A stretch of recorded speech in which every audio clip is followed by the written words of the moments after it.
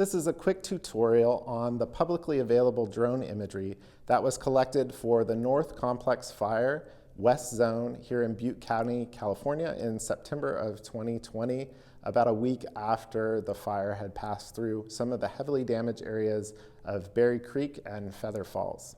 So just some quick notes on the imagery. This is not a full assessment of the damage in this particular fire. It's meant to be a broad visualization for different agencies and the community. So your house or your property may or may not be visualized in this imagery. Unlike in Paradise and the Camp Fire, where drones were also deployed, it was difficult to get traditional map layers in a quick amount of time. The terrain is more difficult here than in the town of Paradise, as well as smoke conditions were bad and the visibility was pretty low and affected the imagery and the maps. There are three main imagery layers that I'm going to walk through. We have 360-degree panoramas that are over the core areas that were on the CAL FIRE damage assessment that we use for reference. We also have georeference video, so video on a map where we can trace the video for where it was taken, and you're able to click on a location that is highlighted and see the video of that location. And finally, we have some small sections of traditional maps, particularly in Berry Creek that was heavily hit, that we were able to capture in the time that we had. So now I'm going to show you a screencast on how to best look at these different layers on a computer. It's best to use a computer over a mobile phone. So let's start with the current 360 panorama web page that you see here, and the web address or the website is currently listed across the page. Over on the left-hand side, you'll see some information about how the imagery was collected, and also you can reach out for technical questions if you're an agency or a company at GeoAcuity, contact@geoacuity.com. There's a little caret here that you can then toggle, and that information will go away. So every black point that you see here on the map is a pin that's a location of a panorama. When you click on a pin, you'll see a highlighted blue section here that says click to view panorama. When you click on that, then a koala panorama viewer will pop up, and you can click the play button in order to play and pan the panorama. You would click on your screen on the computer and pan around. You can also zoom in to inspect different locations, as well as zoom out again. You would then just go back to the main page, and you're back to looking at each of the pins. Now, that's not the only features of this web page. We can type in the address bar, and you can type in, for example, your address, or in this case, we can look for Berry Creek Elementary School, and it will zoom the map to that location, and you can click on the X to close, and you can see there are several panoramas that are located in that area. So you can search for your address in order to see if panoramas were taken in close proximity, and then you can click on the panorama and open it up, and you're able to view the damaged area. In addition, in the upper right-hand side, these stacked squares are called a layer list.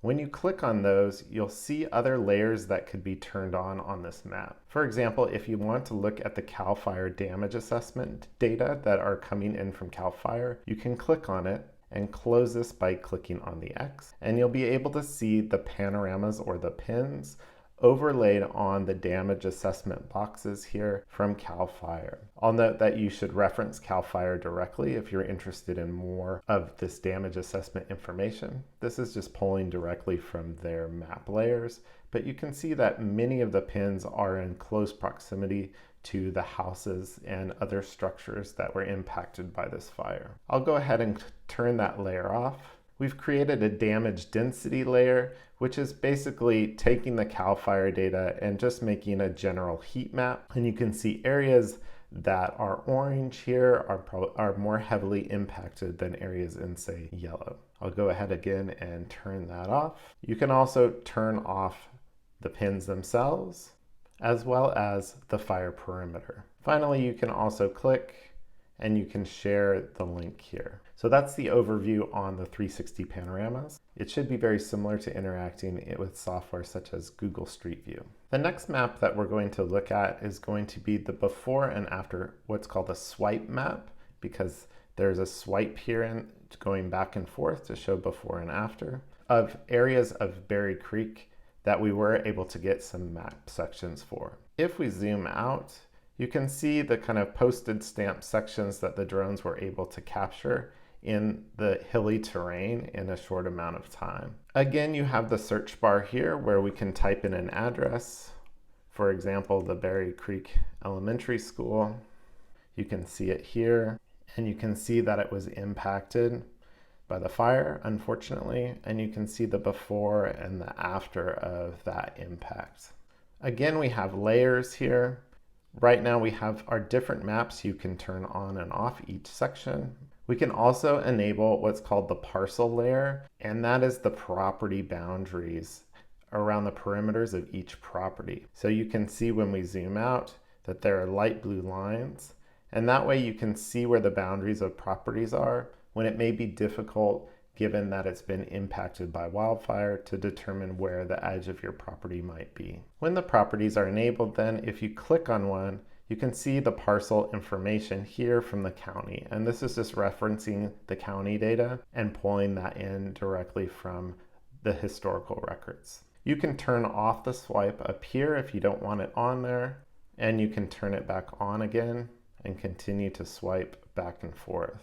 For further information or technical questions, you can reach out to GeoAcuity or contact@geoacuity.com. You can also share this map with this share button up here. So that's a very simple before and after swipe map with some features that you should be aware of. And with that, we'll move on. The final map that I want to show you is our video map. And this map is actually probably the more complex or feature-rich map. So here you can see a very simple page with an overview of a base map, and all of the pink lines are video that was flown with a drone. As you can see, when I hover over a section of pink line, that's actually a section of video that was taken by the drone. What this software does, this survey software, is it aligns or matches up the time that the video was collected with the timestamp or the location that the drone was flying. Drones have GPS built into them. So if I hover over, I can get a preview of these locations and just skim and see what the video looks like without even having to watch all of the video that was taken. And that saves a lot of time. If I click on any pink line, then a player is going to pop up. But before we do that, let me show you that you can change the base maps up here. If you click on any of these, we can have a satellite view if we want to, or a Google Street Map, or even a 3D view as well. The other layer then is the parcel boundaries again, or the property boundaries, and you can click on those and click on them again, and it will overlay the parcel boundaries on there so that you can get a preview and reference to the different property boundaries within the county. We'll go ahead and close those up, and we'll click on the pink line here. So this is called the video player. The video player will start the video in the section of map that you had clicked on. So if you click on the central section of this video or the middle of it, then it will start in the middle of the video. If I hover over the player here on the left, you can see that I have a preview on the right-hand side of the video as it's taken. Again, you don't have to watch the entire video. You can either hover on the map to the right and see where you're at in the player, in the time, or you can hover over the video here and see where you're at on the map. They go back and forth. As you press play then on the video, you can see there's a blue dot. That dot is the drone, and that little caret there is the arrow or the direction that it's headed and pointed. So here you can see I pause the video. You can see the lake over here on the left. Because the drone is flying here, the lake is here. What we did is have the drones fly on the major roads just to visualize the infrastructure. And so you can see it does a pretty good job of capturing that imagery quickly, but showing you where the video was taken. A couple of other features: if you're having trouble streaming the video, you can change it from high definition, which is 1080p. You can change the resolution to a lower resolution, and it doesn't really affect the quality of the viewer. You can still see, but it may help with your streaming. Other features are you can reduce the size of the map, so it's just here in the corner, or you can get rid of it altogether if you want a full screen view. We can also change the speed of the video, so we can watch it at halftime and slow it down if you really want to look at the video. And then we can also look at the raw data here over on the right if we click on raw data. And that should give us the latitude and longitude. If there's a specific location in the video that you want to look at, you can pause, and this will be the latitude and longitude where the drone is at.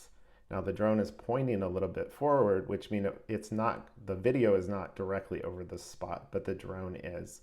It will give you some reference using both the maps and the raw data to have a good location of what you're seeing in the video. So that's just a quick overview of the survey video on a map. Now note that I've found that this software works best on the Chrome browser over Safari or some other browsers. So if you're having difficulty with the website, then try it in a different browser, such as Google Chrome over something like Safari or Internet Explorer or Firefox. And so that concludes the quick tutorial on how best to interact with the 3 different layers that were produced in this rapid response to the North Complex Fire West Zone. Just a quick reminder, it's highly illegal to fly drones in an active wildfire unless you're part of a public coordinated effort or have the proper permissions for the Federal Aviation Administration, as well as coordinating the airspace with CAL FIRE. Thank you very much.